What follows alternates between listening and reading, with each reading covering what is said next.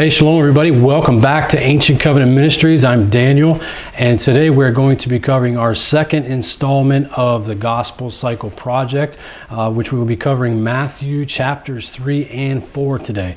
Now, there's about 3 different areas that I would like to share with you guys in this short video to give us a little bit of context of what's happening in these chapters. Obviously, in chapter 3, we see that John is proclaiming that Yeshua is the Son of God, and he's the one crying in the wilderness, and he's the one that immerses or baptizes Yeshua. And then in chapters 4, we immediately see that Yeshua is led into the wilderness by the Spirit to be tempted by Hasatan. Well, there's lots of interesting things that are going on there. And the first area that I would like to talk about is understanding the significance of Yeshua as the royal messenger of the great king.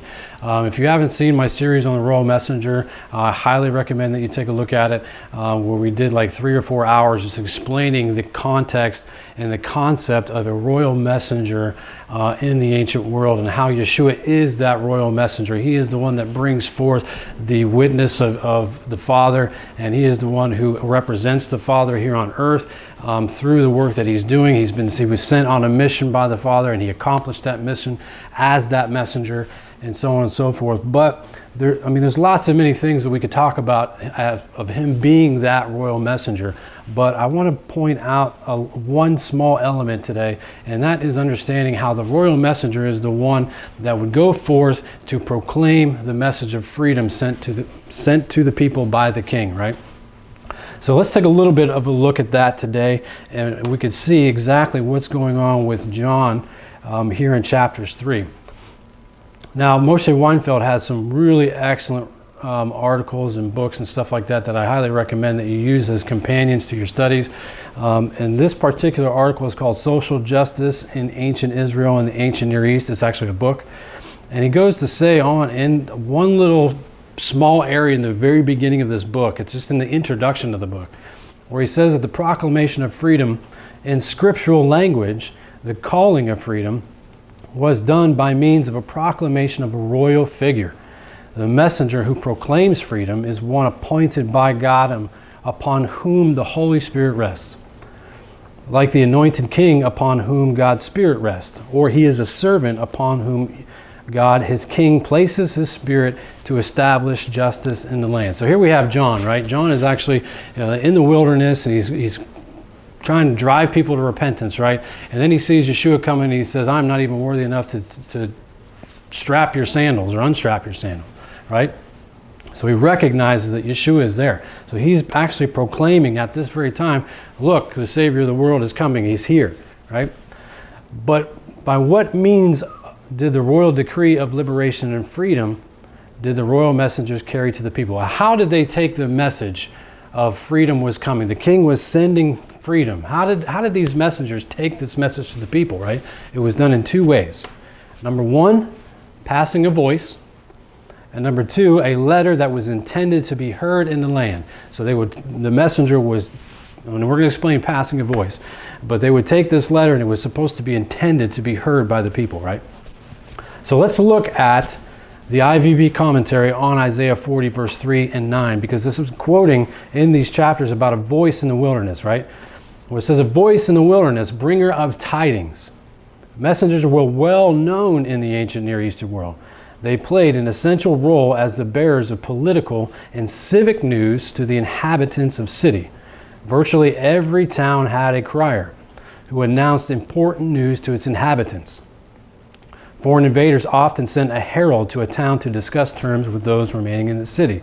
So most of you have probably heard of the town crier newspaper in your own towns, right? Where this is where the idea comes from. It's an ancient practice, right? Is they would send news out into a letter that they wanted the entire community, the entire land to understand the news that they were bringing forth, right? So that's what is happening here. So other messengers that voiced the good news, right? Luke 1:19, and the messenger answering said to him, I am Gabriel, who stands in the presence of Elohim, and who was sent to speak to you and announce to you this good news. Luke chapter 2 verse 10, And the messenger said to him, do not be afraid, for look, I bring you good news of great joy, which shall be to all people. So these messengers, these angels, are bringing forth the great news, the good news, right? And Luke 3:16, John answered, saying to them all, I indeed immerse you in water, but one mightier than I is coming, whose sandal straps I'm not worthy to loosen.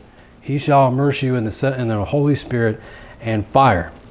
And goes on to talk about, in verse 18, and urging with many other words, he brought the good news to the people. So John was this royal messenger, so to speak, that was sent to bring forth and to announce that Yeshua was coming and that the good news was coming. Another quote from Moshe Weinfeld, where he says, indeed, Cyrus, God's anointed, fulfills the function of liberation. His proclamation encompasses the return of the exiles, the rebuilding of the cities of Judah and Jerusalem, and the rebuilding of the temple, which, as we have hinted, are characteristic of the proclamations of freedom in Assyria and Egypt. As we shall see below, the activities of Artaxerxes, Cyrus, and Darius, and of Artaxerxes concerning Jerusalem, corresponded to the orders with the sacred cities were granted freedom by the kings of Assyria and the kings of the Near East during the Hellenistic period. Cyrus's proclamation, check this out, performed by passing a voice, that is, by means of a proclamation. This is the definition of passing a voice. They would stand and they would proclaim, they would speak the words. The messenger would speak the words to the people that freedom is coming. They would announce that the freedom was coming, right? Pretty crazy. And a letter, means of a proclamation and a letter. And we're going to read Ezra here in a second. Ezra 1:1 reminds us of the means used for proclaiming freedom in the ancient Mesopotamia, and the beginning of the most detailed proclamation of Misarum from the time of the king of Babylonia. We find that the things written were intended to be heard in the land. So they didn't just write a letter and send it, right? They didn't have the Pony Express, so to speak, or modern day post office where they could just send a letter and whoever read it, they were supposed to recognize that freedom was coming. No, they sent this, they wrote this letter down, right? And then they sent it with their messenger. That was the representative. It was that person was the prince of the face, right? He was the representation of that king. And that king gave him that letter and he said, go, I want you to read this letter and let them hear, let it be heard in the ears of the people that freedom is coming and that I am proclaiming freedom, right? Well, let's take a look at Ezra. And in the first year of Cyrus, sovereign of Persia, that word of Yahweh by the mouth of Yirmiyahu might be accomplished. Yahweh stirred up the spirit of Koresh the sovereign, that's Cyrus, to proclaim throughout all his reign and also in writing, saying, thus says Cyrus, sovereign of Persia, Yahweh Elohim of the heavens has given me all the reins of the earth. And he has commanded me to build him a house in Jerusalem, which is in Judah. Who is among you of all his people? His Elohim be with him, and let him go up to Jerusalem, which is in Judah, and build the house of Yahweh, the Elohim of Israel. He is Elohim, which is in Jerusalem. And whoever is left from all the places where he sojourns, let the men of his place help him with silver and gold, with the goods and livestock, besides the voluntary offerings for the house of Elohim, which is in Jerusalem. And the heads of the fathers' houses of Judah and Benjamin, and the priests and the Levites, with all those spirits with all whose spirit Elohim had stirred, rose up to go up and to build the house of Yahweh, which is in Jerusalem. So here Cyrus is this anointed king, right, by Yah, who puts him in this position, and he stirs his heart to let all the people go. And he not only he's proclaiming freedom, not only by his words and by him speaking it, but he writes a letter and he sends it, right? And he sends it with a messenger and it's intended to be heard. And he says there, they sent it in writing. And that messenger was to proclaim that they are free, to build the house, right? So they're passing a voice. And the letter that was intended to be heard in the land is exactly what happened when they were set free. Now, John was the passing voice that was to be heard in the land, right? Leading up to Yeshua, right? Look at these verses. Mark 1:1, the beginning of the good news of Yeshua the Messiah, Son of God. As it has been written in the prophets, see, I send my messenger before your face. Who shall prepare your way before you?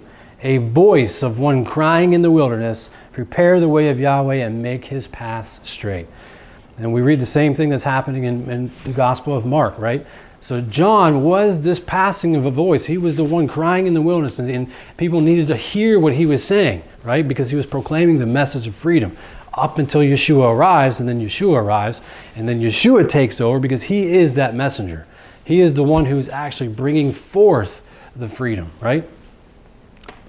So Yeshua as the royal messenger, Matthew 3:15 says, "But Yeshua answering said to him, Permit it now, for thus it is fitting for us to fill all righteousness." Then he permitted him. Matthew 3:16, "And having been immersed, Yeshua went up immediately from the water, and see, the heavens were opened. And he saw the Spirit of Elohim descending like a dove and coming upon him. And see a voice out of heaven saying, This is my Son, the beloved, in whom I did delight." So Yeshua, ladies and gentlemen, was the literal Word made flesh. He was that Word. Remember, he says that in the beginning was the Word, right? That's Yeshua. So he was the Word literally intended to be heard in the land. And he was that passing of the voice, right? That's what it says in John chapter 1. He's saying in the beginning he was the Word. So Yeshua comes as that royal messenger from the King. And he is the literal Word made flesh that was intended to be heard throughout the land. Pretty amazing stuff, right? And that's just a small snippet of what is actually happening as far as the royal messenger is concerned and what his many, many, many roles was. And Yeshua fulfilled all the roles of being that royal messenger. You know, and it's pretty amazing that we just look over verse after verse all the time and we're not making the connections of, is there a greater context? Is there more that we should be understanding, right? And all we did was pull out one little snippet of John, you know, being that voice crying in the wilderness, right? Well, when we get to the end of this, I want to show you some pretty significant things about just the wilderness and all these connections that we're making. And I think the title of this one is actually Way in the Wilderness, that Ryan had titled this particular session. Okay, so our next area, the attempted adoption of Yeshua. How many of you have ever considered that what happens in chapter 4 and chapter 3, at the end of chapter 3, right, and chapter 4 is actually Yeshua being attempted by Hasatan to adopt him as a son? I know it may sound kind of crazy. This may be new to some of you. I've spoken about this a little bit in the past already, but I'm going to show you some evidence that it may just change your mind. You may just look at those verses and be like, wow, I never ever would have thought that that's what was happening there. Well, what does it say in the verses? Matthew 3:13, "And Yeshua came from Galilee to John at the Jordan to be immersed by him.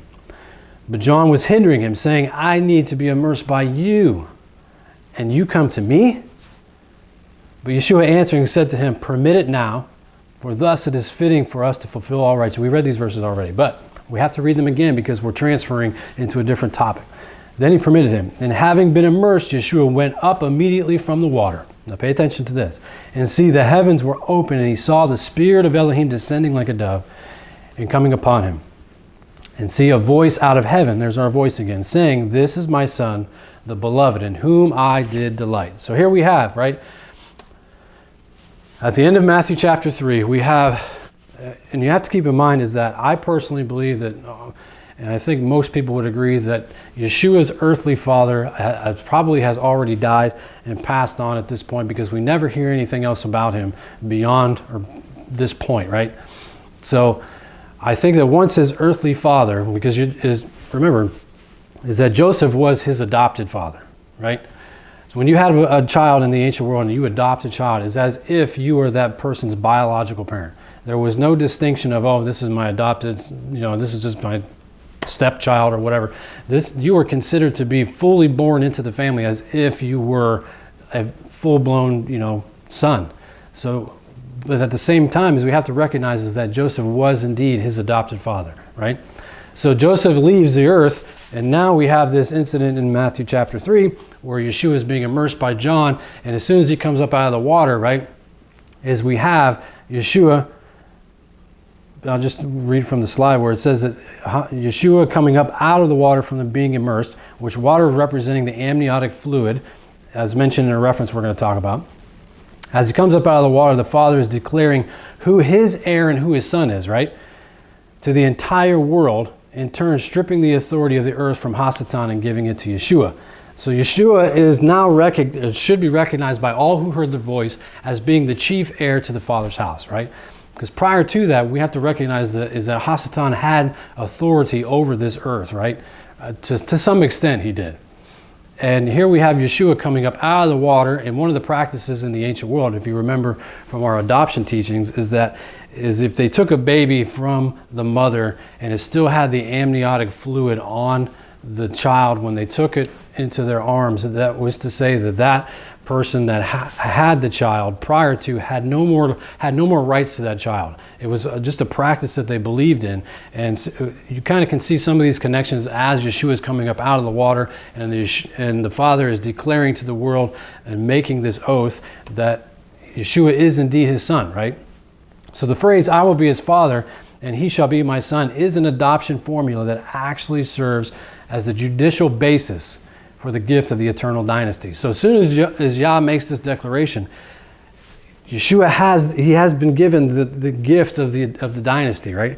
He's just got to fulfill all of the things that the Father has sent him to do in order to maintain keeping that gift of the dynasty, right?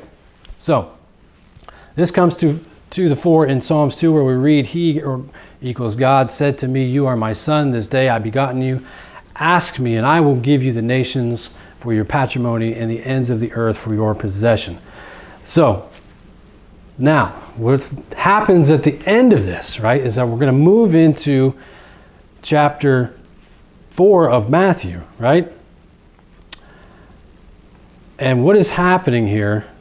Well, I want to talk about this slide first, but we need to recognize what this slide actually is. And if you look to the picture on your right of the black obelisk, what this is it's a black obelisk of Shalmaneser, the king of Assyria, and it shows Jehu, king of northern Israel, bowing before Shalmaneser and paying tribute to him in 841. So this is an actual portrait of these events, right? So when you have King Jehu, what happens in the ancient world is when you would bow down to a king that comes into your land and you honor him and give him tribute with gifts and stuff like that, it's as if you are rejecting your suzerain already, and basically you are accepting another suzerain, right? Well, King Jehu was supposed to what? He was supposed to have Yahweh as a suzerain, correct?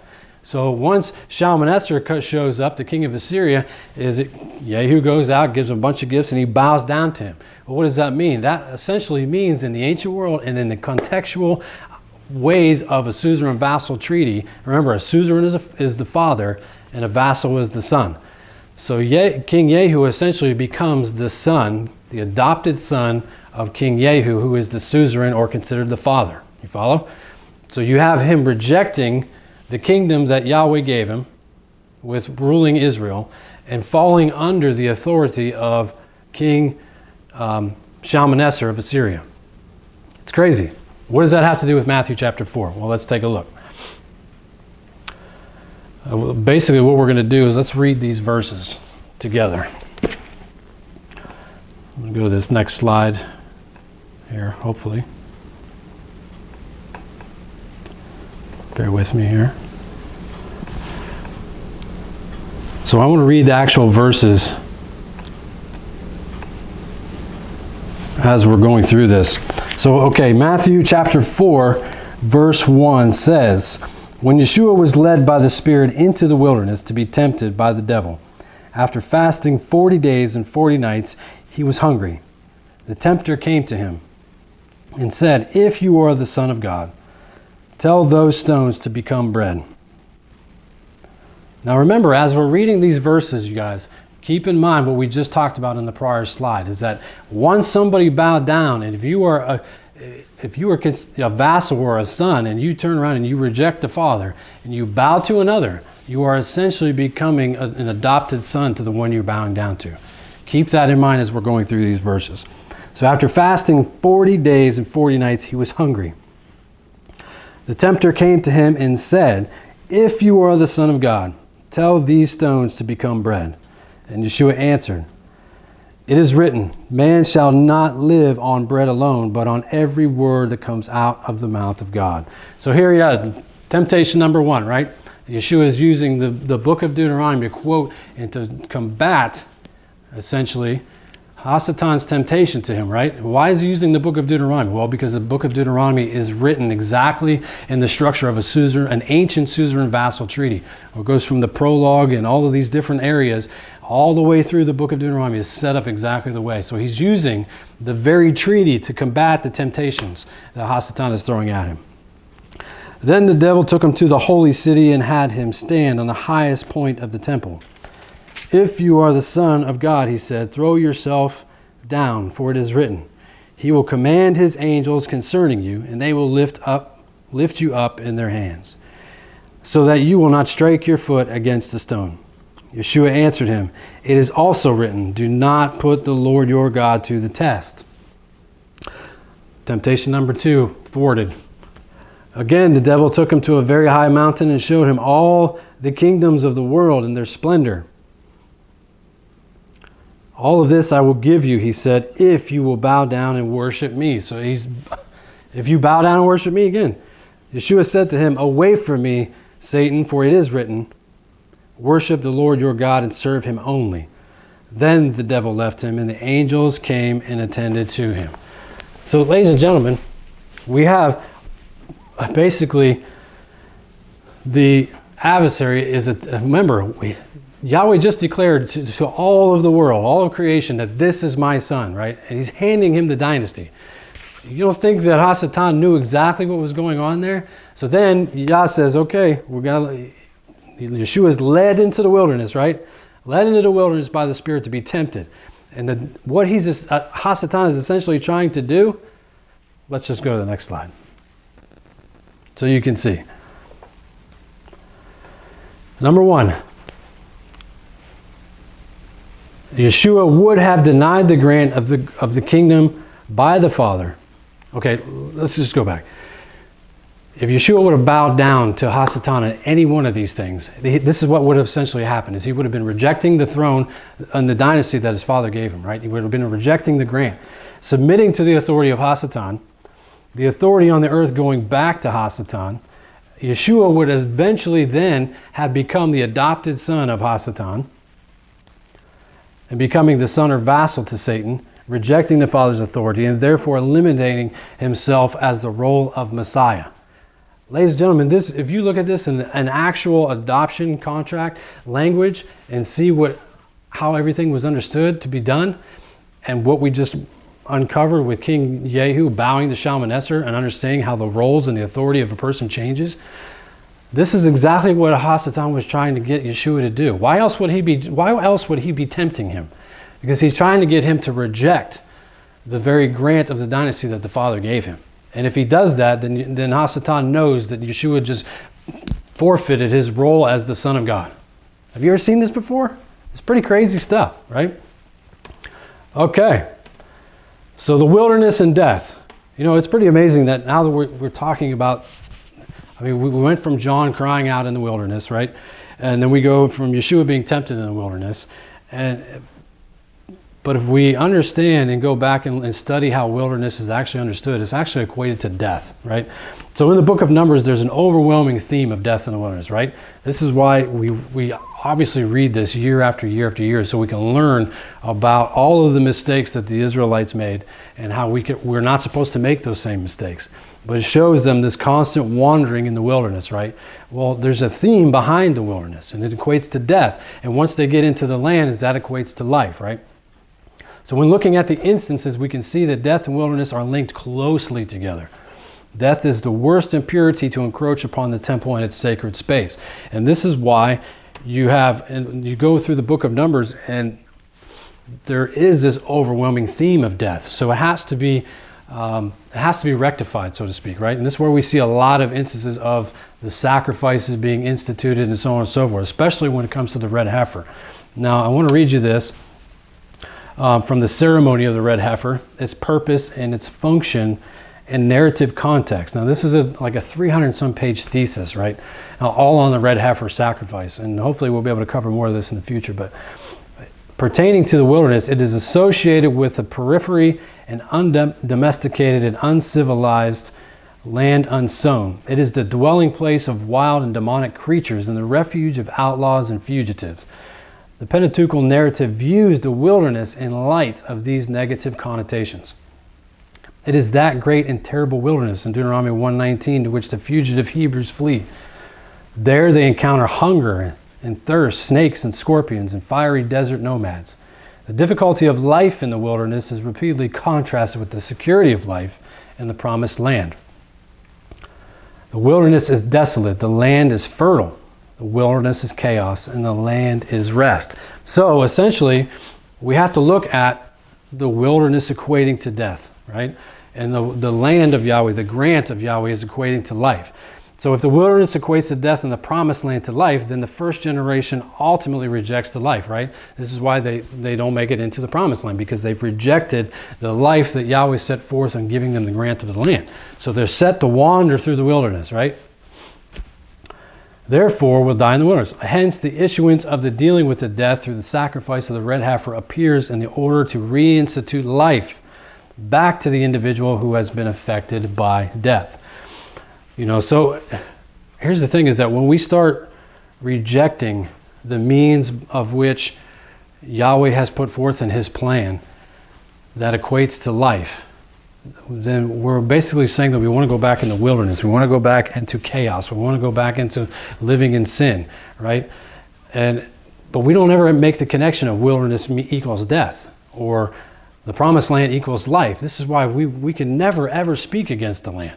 This is why when people start speaking against the land, which equates to life in the eyes of the Creator, right?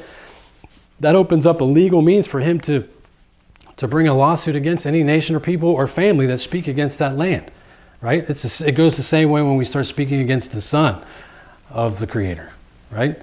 Because he is the one that brings forth life. If we are rejecting the means in which is going to bring us life, we're saying we want to go back, you know, basically to the golden calf and send us back to Egypt and chaos and sin. And we don't want you. This is why we got to be very, very careful, you guys. And it's just amazing if we just look at the words of wilderness and the words of the promised land. And if we look at this particular cycle, you know, session of Matthew 3 and 4, is wilderness, there's such an overwhelming wilderness theme, but at the same time is through that wilderness comes forth what? It comes forth with the promise and with the life through those chapters, right? As Yeshua is declared the Son of God who's going to bring forth restoration, right? And John, he immerses the Messiah in the wilderness, essentially, to bring forth that means in which life is going to come. So we see how these two areas are connected even within this session, you know. And I think we're going to go ahead and close with that. And I'm really excited to be doing this, you know, this new gospel cycle. I think that all of us are going to be learning so much more, and there's so much material that we're going to cover. And I just want to put forth some really simplistic, you know, basis and basics to these chapters, because there's going to be some other areas where we're going to have to go in a little bit more depth, like we did during the first session with the rhetoric of praise, where that was our main focus, because it's such an overwhelming and a vast topic. But thank you for joining me this session, and we're going to go ahead and continue working through this thing, and I will see you guys again soon. Shalom.